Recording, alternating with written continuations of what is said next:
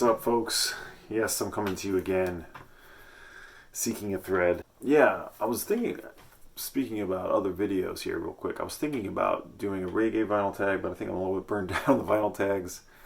I definitely have a lot of reggae I would love to show. I might maybe incorporate that into another video. We'll see. I don't know. I'm going to take a pause on the vinyl tags unless there's something else that really blows, ignites the juices, so to speak. I went nuts in Rochester. Yes, it's taken me, it was 2 weeks ago. My buddy and I, JT, we planned about a month ahead of time to go to Rochester. Both took a day off or worked our schedules around so that we could both drive out there. I live in Ithaca, upstate New York, and Rochester is about an hour and 45 minutes, something like that, from Ithaca. Home to a bunch of great record shops, a few new, a few old. And we just figured it'd be time to, got our vaccinations in place. We're like, oh, let's get out there. And boy, did we get out there. We hit it hard, got some food, went to the, I'll show some pictures. We went to the Genesee brewery real quick, but we mostly hit record shops, and we hit them pretty hard.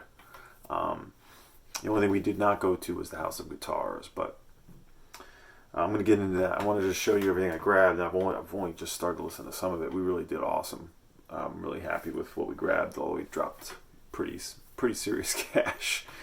We both had fun. I'm sitting here at my turntable. I'm going to play some of the records I bought.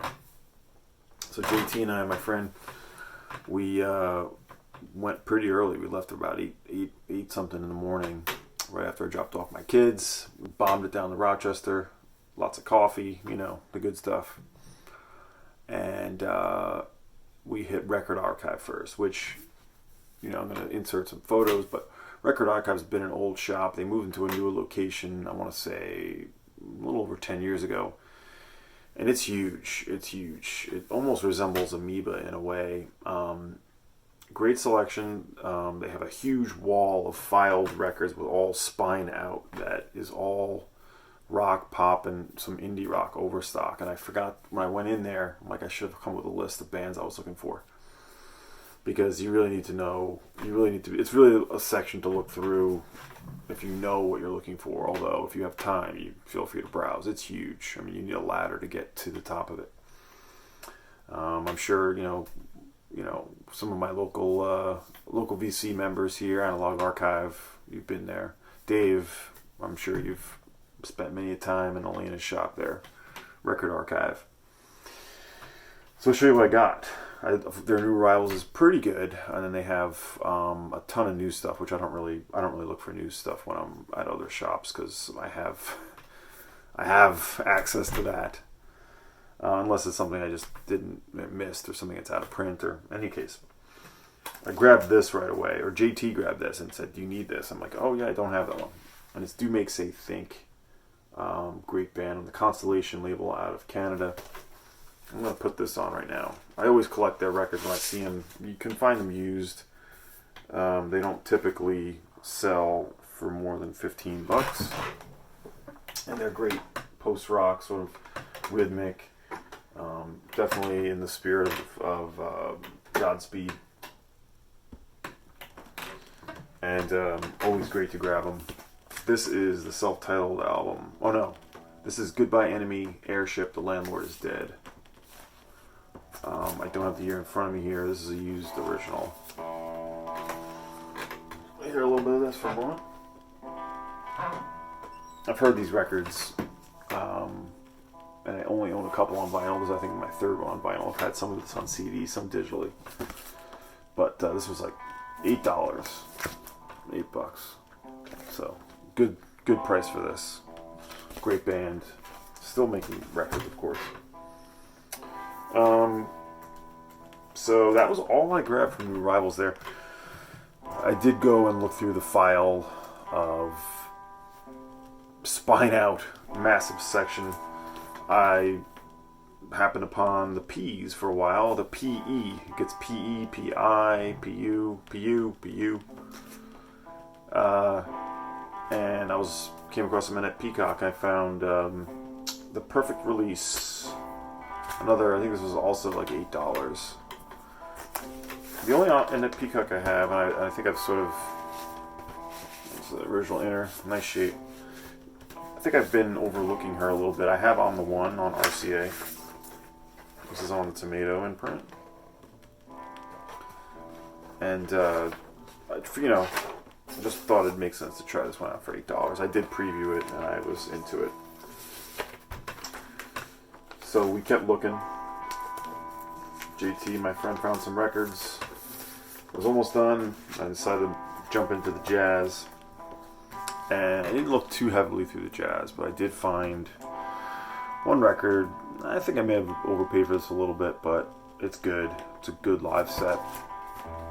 This is Ahmad Jamal, Free Flight, on the Impulse label. I previewed this, and it just sounded right to me. Nice shape, beautiful gatefold there. Now, I knew that we were going to end up at Bop Shop. Now, if you don't know Bop Shop, this is a white label promo, which is nice. I'd heard from many folks that Tom, the proprietor of Bop Shop, had an insane jazz collection. We intentionally, maybe not intentionally, we decided like we would go there last. Maybe that way we wouldn't be forced to pony up with money that we had. At the end, we figured we probably won't have that much money left, so we won't go crazy there. So I did buy this jazz record thinking, well, maybe Tom will have this, but I don't think he's going to have it any cheaper than this. So I believe this is this a double? It's a gatefold. No, single record, but in any case, I was sort of biding my time with jazz. I was like, oh, there's going to be some sick jazz at Bop Shop, but you do not get deals there as much as I love this selection. In any case, I was about to leave. I had a good gander at their wall. The record archive wall was pretty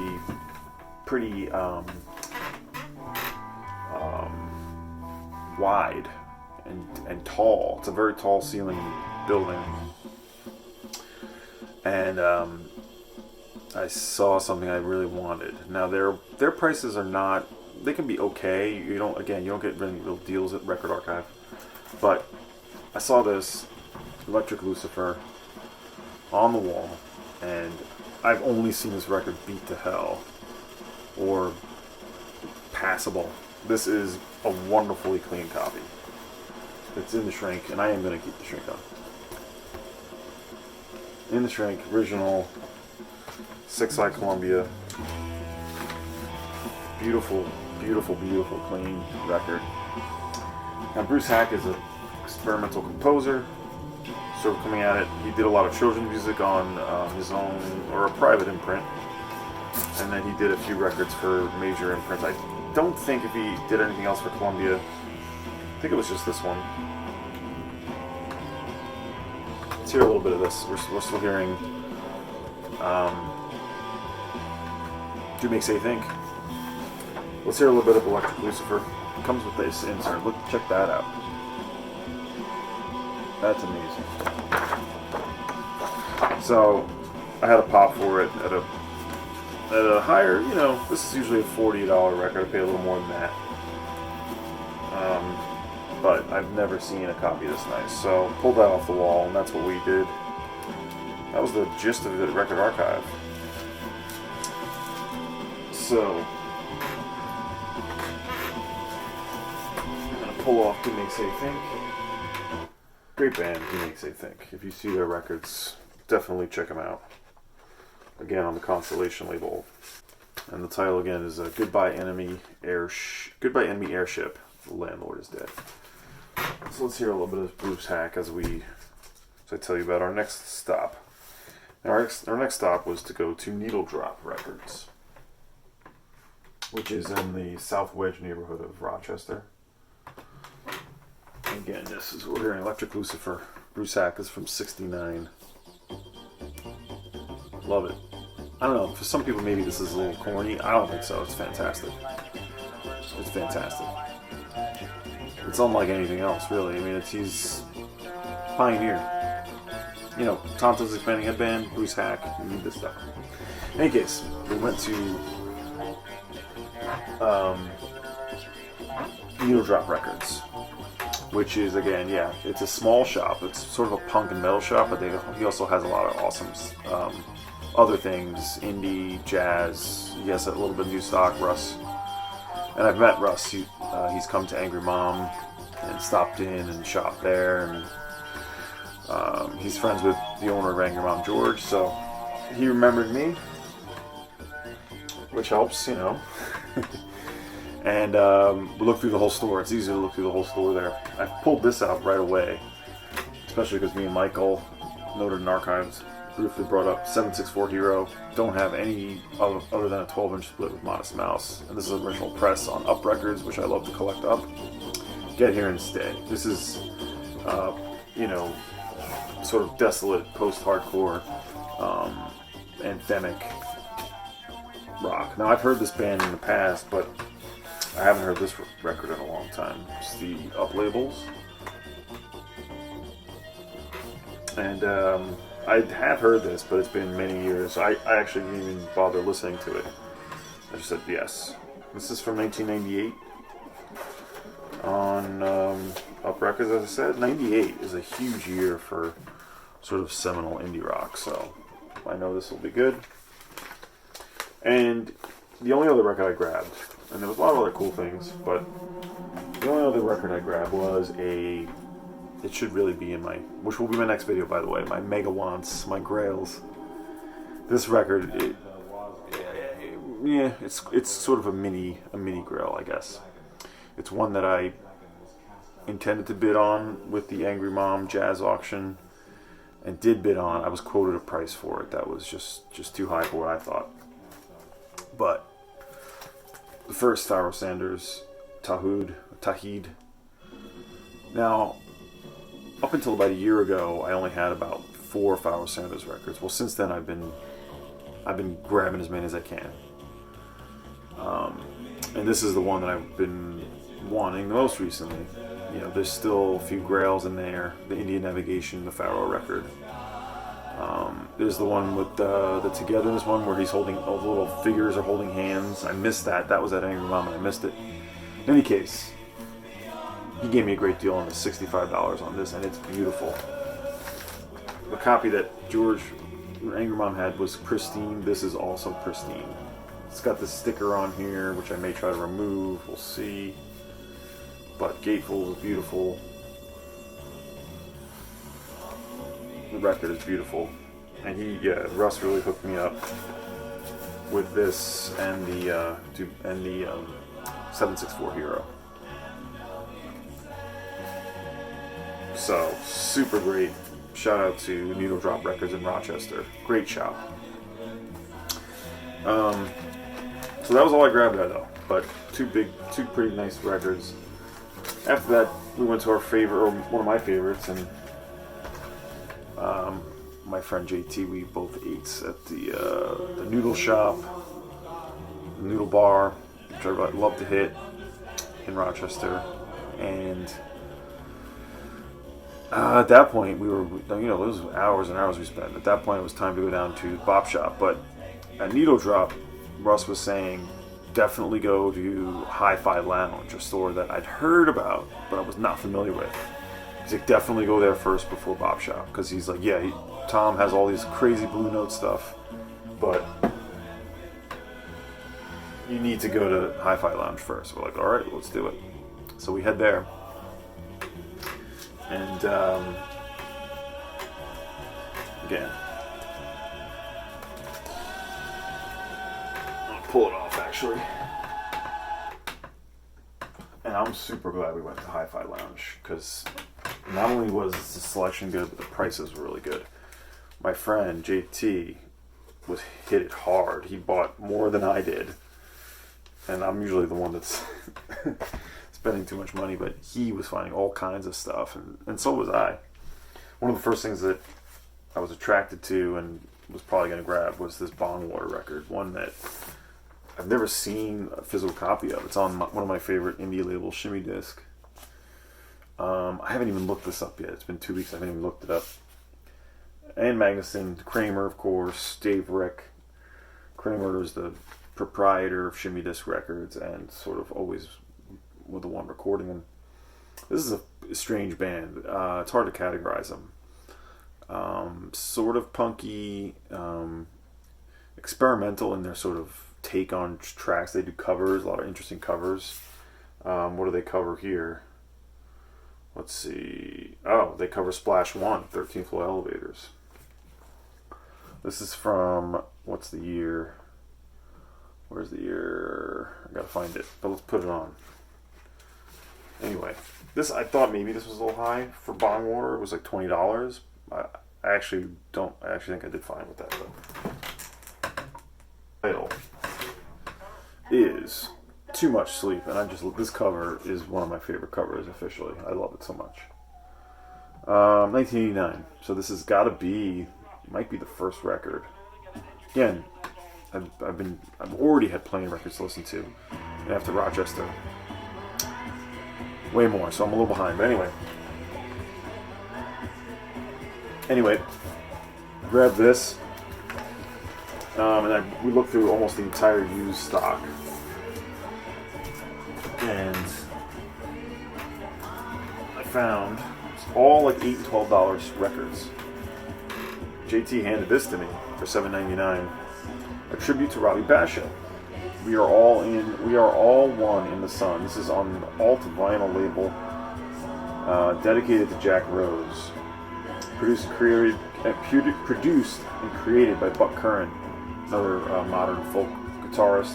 It features JT, thank you, because I think he was interested in this, but he knew I needed it.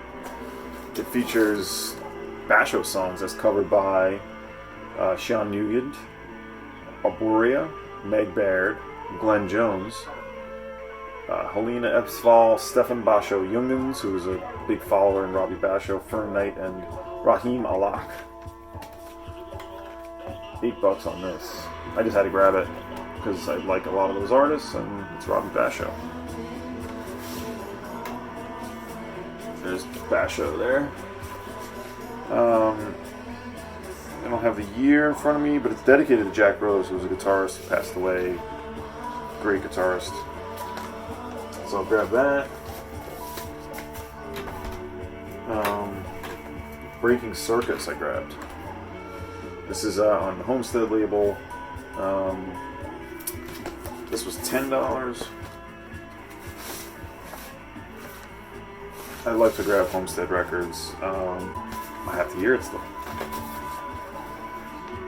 Alright. Kept moving. I'm going to keep moving. What else did we grab there? Here's a band I don't think anyone's going to know. I barely remember this band, but I know that this record is good. Tap Tap, Lands of Fame.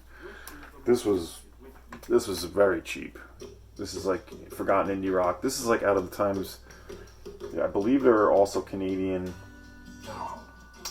This is from 2006, Stolen Recordings. This is the time when like Arcade Fire was amassing a huge following and a major influence on bands. This band has that anthemic sort of ramshackle indie rock sound, but awesome. I don't know if they ever followed this up. I still have this CD. I know my wife Angela loves this record, so I grabbed this really cheap. Again, this is on the Stolen Recordings label. Actually, Org Music too.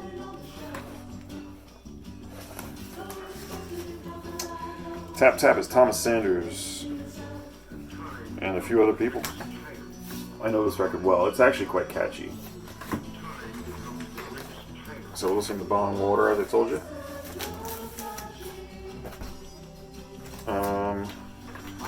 I picked this up right away. I don't have the Zombies comp. $5 on this. Beautiful sleeve. Early Days, it's called. Some singles. I've seen this before for way more than $5. The record is not perfect, but it's solid VG plus. $5 on that. I'm like, I'll take that all day long. Those nice little Zombies comp. I like that cover. And I did grab one wall record, and now their wall records were $30, $40, which is like how Angry Mom likes to do it. We keep the pricing pretty low in general. So I grabbed an original press, very, very clean press. I've been into Don Cherry, as you may know, lately. and The Avant-Garde, John Coltrane, Don Cherry. I'm familiar with this record, don't own it, and this is lovely. You know, a lot of times it's records that, if they weren't in such nice shape, I might not be as interested in it. You know, it's when you see something in such fine shape, it's hard to just like put it down. Some of the original, it's a stereo, original green and blue, beautiful Atlantic labels. So I was really happy with Hi-Fi Lounge. Nice shop, not very big. They do have Hi-Fi, and it's just like 2 or 3 blocks away from the Bop Shop. So, you know, we had to get back to Ithaca, but like we got to go to the Bop Shop, check it out. One reason is I was picking up a record for George, the owner of Angry Mom. Tom had set aside something for me he really wanted. Now Tom and George and Angry Mom and Bop Shop we're like basically buddies. We help each other out when we can, and you know, sometimes Tom will bring us some overstock that we need, and we'll do the same for him. So records that may not sell as well in Ithaca, that might sell in Rochester. So we sort of will help each other out. So he hooked George up with a record, and I was like, oh, I'll pop in. And the store was not even open, so I just called Tom up, and he said, oh yeah, just come on in. They were in there doing their thing, so me and JT shopped. Now the Blue Note collection was pretty, I could tell, not decimated, but definitely picked through. I knew right away I'm not springing on anything crazy. I just wasn't going to do it. But I was ready to buy. He also tends to have a lot of psych. So this collection had some nice records to pull this off. The wall looked beautiful. And then Tom had me come back and look at some of the boxes of like higher end stuff that wasn't on the wall. And I found a few records in there. And that's where I sort of mostly looked. Bop Shop was stocked with really cool stuff. If you're in Rochester, definitely pop in there. Again, you gotta be willing to drop some coin.